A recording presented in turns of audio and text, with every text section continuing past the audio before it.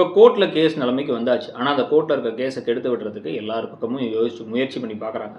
அரசியுடைய மனச மாத்தி இந்த கோர்ட்ல வந்து அவங்க சாட்சி தான் ரொம்ப முக்கியமான சாட்சி. அவங்கள வந்து எப்படியாவது சொல்ல விடாம இருக்கணுங்கிறதுக்காக, ஒரு பக்கம் வந்து அந்த கேஸே வாபஸ் வாங்கிடுங்கன்னு அந்த அப்பத்தா, பக்கத்து வீட்ல அந்த பாட்டி, அவங்க வேற வந்து பாண்டியன்ட்ட பேசிட்டாங்க. பாண்டியன் முடியாதுன்ட்டாரு. கோமதிக்கு மனசுக்குள்ளார வெளில போனா கோர்ட்டுக்கு போனா அவமானங்க, பிரச்சனைங்க, மான அவமானம் பிரச்சனையாயிடுங்க. பொண்ணு கோர்ட்டுக்கு போனான்னு கேட்பாளாங்க. அப்படிங்க, இப்படிங்க எல்லாம்னு பேசிட்டு இருக்கீங்க. ஒரு வேளை வந்து அந்த கல்யாணத்த ரெஜிஸ்டர் பண்ணியிருந்தாங்கன்னு வச்சுக்கோங்க. குமரவேல் வந்து கல்யாணத்த ரெஜிஸ்டர் பண்ணியிருக்காரு.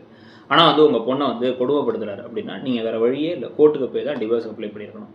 உங்க பொண்ண கடத்தி கூட்டு போய் வச்சு, அவ்வளோ டார்ச்சர் பண்ணி, உங்களையும் நிம்மதி இல்லாம ஆக்கி, கல்யாணத்த நிறுத்தி ரூ. 10,00,000 செலவு இழுத்து விட்டு, இத்தனை விஷயத்தையும் செஞ்ச மன உளைச்சலை ஏற்படுத்தி விட்டு, உங்க பொண்ணோட சந்தோஷத்தையே வந்து தொலைக்கிறதுக்கு காரணமா இருந்த ஒருத்தன் மேல கேஸ் குடுக்கக்கூடாது. அந்த கேஸ நடத்தக்கூடாது. ஏன்னா, ஊர் 4 வார்த்தை சொல்லும் அப்படின்னா, அந்த ஊர் என்னத்த வேணா சொல்லிட்டு போட்டுமே.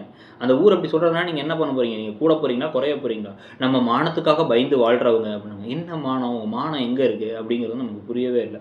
ஒருத்தன் உங்க பொண்ணுக்கு, உங்களுடைய ரத்தத்துக்கு உங்க பொண்ணுக்கு ஒரு பெரிய துரோகத்த இழைச்சிருக்கான். உங்கள நிம்மதி இல்லாம பண்ணியிருக்கான். அவனுக்கு வந்து சட்டப்படி ஒரு தண்டனை வாங்கி தர முடியாது. உங்க மானம் தான் அத தடுக்குது அப்படின்னா, அந்த மானத்த தூக்கி குப்பையில போட்டுருங்கங்கிறது தான் விஷயம்.